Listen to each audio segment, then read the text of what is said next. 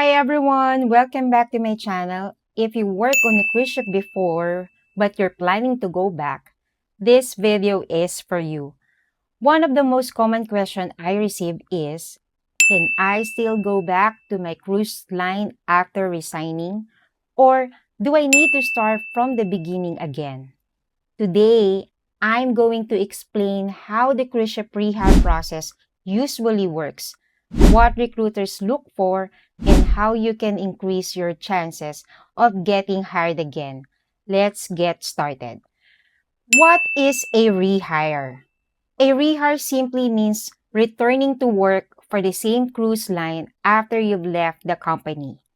Maybe you resigned because you wanted to spend more time with your family, you found another job, the pandemic happened, you needed to take care of your health, or you simply wanted a break from a ship life. The good news is, many cruise lines are happy to welcome back former employees, especially those who had a good employment record. Step 1. Check your employment status. Before you apply again, ask yourself, how did you leave the company? There are usually three situations. First, you complete your contract and resign properly. This is the best situation because your chances of being rehired are usually higher. Second, you resign in the middle of your contract. Some companies may still consider you, but they will ask why you left early. Third, you were terminated.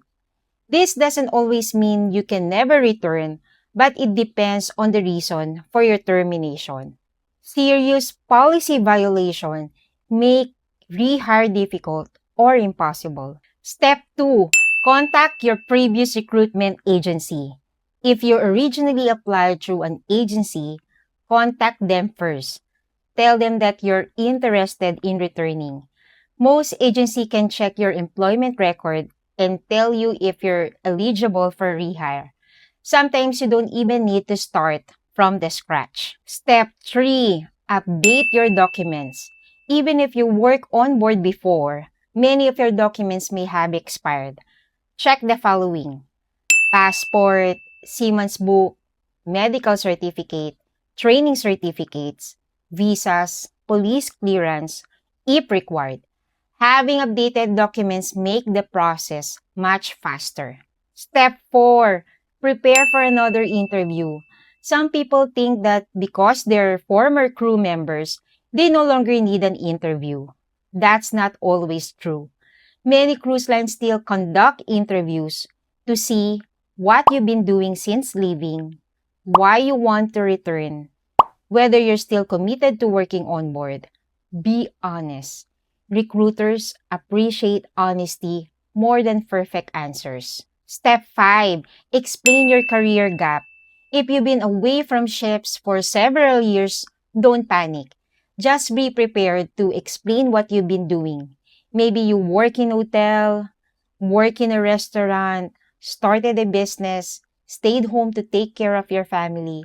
As long as you show that you're ready to return and still have the right attitude, your job doesn't automatically disqualify you. Can you return to a higher position? This depends on the company.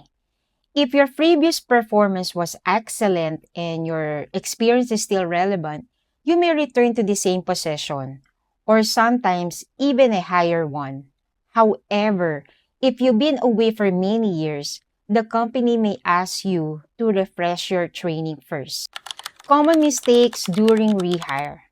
Avoid these mistakes: hiding why you left the company, submitting outdated documents, speaking negatively about your previous employer, ignoring emails from recruiters, assuming your old employment guarantees automatic rehire. Remember, every application is still evaluated. Tips to increase your chances. Here are my best tips. Keep your resume updated. Prepare your documents before applying. Be honest during interview. Stay professional when communicating with recruiters. maintain a positive attitude. Your previous experience is a huge advantage, but professionalism is what gets you hired again. Going back to the cruise industry can be one of the best decisions if you're ready for ship life again. Many former crew members successfully return after several years away. The key is to have a good employment record, updated documents, and the right attitude. Don't let the fear of applying again stop you. If you've done well before, there's always a chance to continue your cruise career.